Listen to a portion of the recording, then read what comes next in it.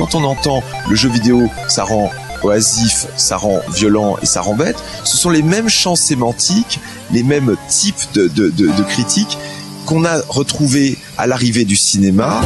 Fini les polémiques, le jeu vidéo a droit aujourd'hui à tous les honneurs. Qui aurait pu imaginer qu'à Paris, une armée de lapins crétins et autres Space Invaders envahirait un jour le Grand Palais?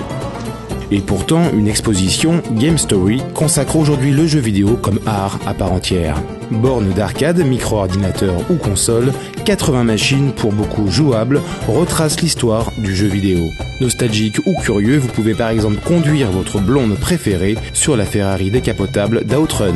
Impossible de louper les grands classiques, l'exposition revient chronologiquement sur les temps forts de l'histoire du jeu vidéo. 1972, donc c'est très important parce que c'est la création du microprocesseur, c'est la sortie de la Magnavox Odyssey, c'est également la sortie de la console Pong en arcade, donc Atari qui sort cette console, enfin cette borne d'arcade absolument fantastique qui rencontre un succès phénoménal aux États-Unis et qui va être vendue à plusieurs milliers d'exemplaires. 1977, c'est la sortie justement de l'Atari 2600, VCS 2600, Video Computer System, qui elle est la console qui va réellement marcher, qui va se vendre à plusieurs millions d'unités partout à travers la planète, d'abord aux États-Unis, puis qui va être importée en France à partir de 1980, et qui va réellement lancer le marché familial des jeux vidéo. Et bien, on arrive au crash de 1983, date à laquelle le marché des jeux vidéo s'effondre complètement. Les gens arrêtent d'acheter des consoles de jeux parce qu'on leur vendait tout et n'importe quoi à des prix, il faut pas se leurrer, qui étaient quasiment les mêmes que maintenant, hein, bien sûr. C'était $40, $50 déjà à l'époque. Et finalement, on se tourne vers la micro-informatique.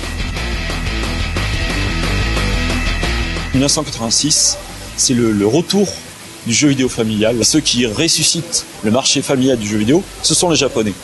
C'est Nintendo, c'est grâce à la NES. Et à partir de là, Sega se lance dans la poursuite avec le Master System, puis sortiront les 16 bits, les 32 bits, les 64 bits, les 128, etc., jusqu'à nos jours. Terminé le cliché du gamer geek et boutonneux à tendance associable, le jeu vidéo est aujourd'hui le produit culturel le plus vendu au monde. 28 millions de Français sont des gamers. L'âge moyen du joueur est de 33 ans et il y a autant de filles que de garçons qui jouent. Si vous aussi vous voulez jouer sur ces machines mythiques, évitez les heures d'affluence. L'expo Game Story fermera ses portes le 9 janvier prochain.